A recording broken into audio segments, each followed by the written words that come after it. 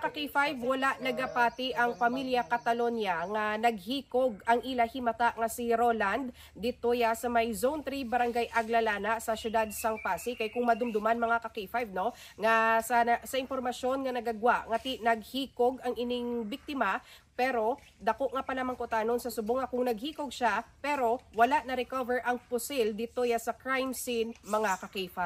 Sa interview sa K5 News FM Iloilo kay Vanessa Catalunya, magulang nga babae sang biktima, ginpayag sini nga Mayo 25 sa naghalin sa ila balay sa Barangay Danao sa Haniwa si Roland bangod may nagtanyag sa iya sang trabaho nga may gwardyahan ini pagagod makakwarta kag makabakal sang bulong kag kinahanglanon sang iya amay nga na stroke kag iloy nga may stage 4 cancer. Wala naman nakahinambit ang biktima suno kay Vanessa kung sa din ini nga banwa o kon establishmento magagwardya. Sa tong Hunyo 3 months ang aga nakakontak pa si Roland sa isa nila ka magulang nga lalaki nga sugaton ini sa Pasig City apang wala natalupang dan ang mensahe sini bangod masako ang iya utod. Sang hapon sa amuman nga adlaw nakibot na lang ang iya pamilya sang ginpahibalo nga patay na si Roland kag ginaaligar nga ginutas ang iya kabuhi. Dako naman ang pagpati sang pamilya nga indi hikog ang natabo kundi hungod nga ginpatay ang biktima bangod nga wala ang pusil sa crime scene kag ginhaboy pa sa kawayanan. Dugang pa ni Vanessa nga wala sang kontra ang iya utod apang gintuad sang natungdan nga nakabaton sang mensahe sa messenger si Roland gikan sa iloy sang iya nobya nga minor de edad nga ipapatay ini bangod sa pagpakigrelasyon sa babayi. Ulihiman nga nabatian ni alias Nonoy ang tag-iya sang katubuhan nga ginapahayag gintapasan ni Roland